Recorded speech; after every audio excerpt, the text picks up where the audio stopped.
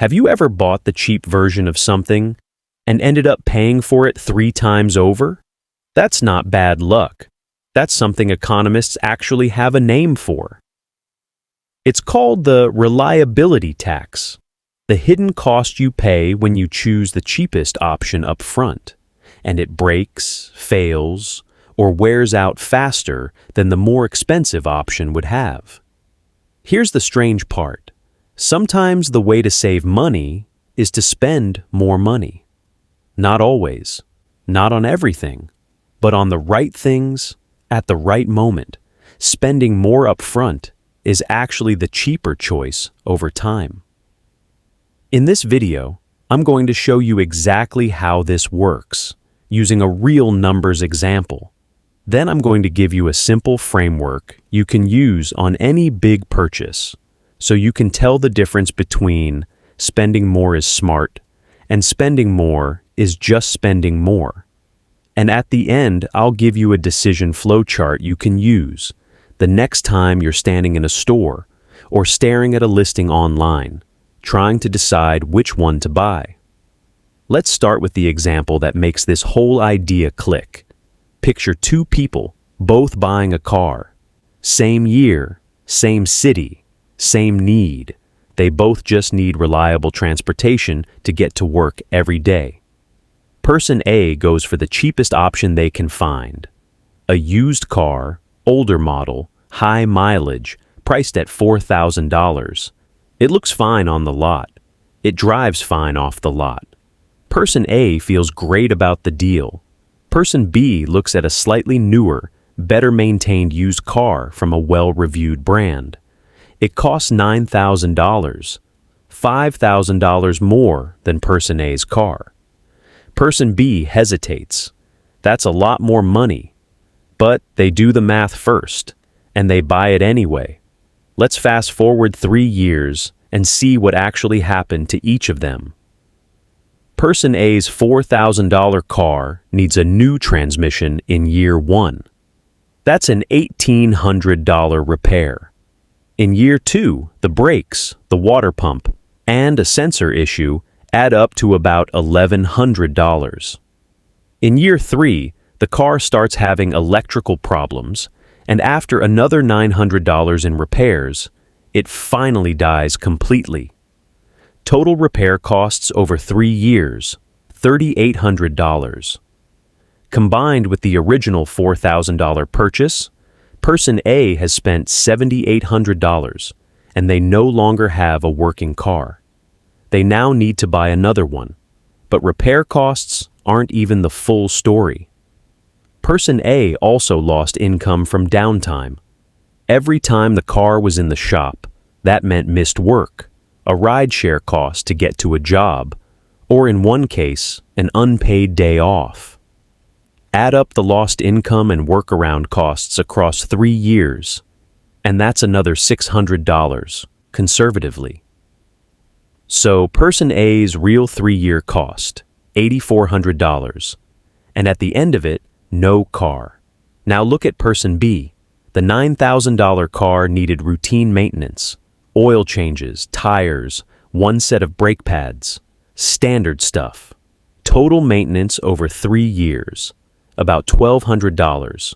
No major repairs, no breakdowns, no missed work. Person B's real 3-year cost, $10,200.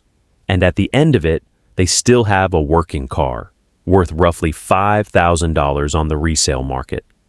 So let's subtract that resale value, because it matters. Person B's true net cost, after resale, $5,200. Person A's true net cost, remember, with no car left to sell, $8,400. Person B paid $5,000 more up front and ended up over $3,000 ahead. Plus, they never lost a day of work. Plus, they never had the stress of their car dying on a random Tuesday morning. That's the reliability tax. Person A didn't get a better deal by buying cheap. They got a worse deal, wearing a cheap disguise. Now, before you go out and buy the most expensive version of everything, I need to stop you right there, because this is not a video telling you to spend more money in general. Overspending is its own trap, and I've made other videos about that. This is about knowing when spending more is actually the financially smart move, and when it's just marketing convincing you that premium means worth it. Those are two very different things, and the only way to tell them apart is with a framework. Here's the framework. 3 numbers. That's it. Purchase price, maintenance cost, and downtime cost. Add them together, and you get what I call the true cost, the real number that tells you what something actually costs you over the time you'll own it. Number 1, purchase price. This is the sticker price, the easy number, the one that's staring at you on the price tag, and the one that tricks the most people, because it's the only number most people look at. Number 2, maintenance cost.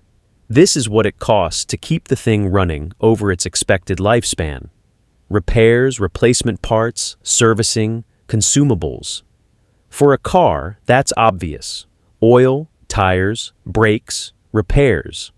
But this applies to almost anything. A cheap pair of work boots that falls apart in 4 months and needs replacing 3 times a year has a maintenance cost, even though nobody thinks of buying new boots again as maintenance. A cheap mattress that needs replacing every 2 years instead of every 8 has a maintenance cost. A cheap laptop that needs a new battery, then a new charger, then eventually can't run basic software anymore, has a maintenance cost. Number 3, downtime cost. This is the one almost everyone forgets, and it's often the biggest number of all. Downtime cost is what it costs you in lost time, lost income, lost opportunities, or added stress when the cheap thing fails and you don't have it available. If your car breaks down, what does that cost you in missed work or rideshare fees? If your laptop dies mid-project, what does that cost you in missed deadlines? If a cheap tool breaks halfway through a job, what does that cost you in wasted labor and delays? Purchase price plus maintenance cost plus downtime cost equals true cost. That's the number that actually matters, not the price tag. Here's how you use this in real life. Before any big purchase, ask yourself 3 questions. Question 1. How long do I actually need this to last? A phone case you might replace every year is a different decision than a mattress you'll sleep on for a decade. The longer the expected lifespan, the more the cheap version's weaknesses compound. Question 2. What happens if this fails at the worst possible moment? Some failures are minor annoyances. A cheap umbrella breaking is not a big deal, but a cheap set of tires failing on a highway, or a cheap water heater flooding your basement, or a cheap laptop dying during your final work presentation, those failures carry real downtime cost, and sometimes real safety risk. The higher the stakes of failure, the more reliability is worth paying for. Question 3. Is the expensive version actually more reliable or just more expensive? This is the trap a lot of people fall into. Not everything with a higher price tag is better built. Sometimes you're paying for a brand name, a logo, or fancy packaging, and the extra money buys you nothing in actual durability.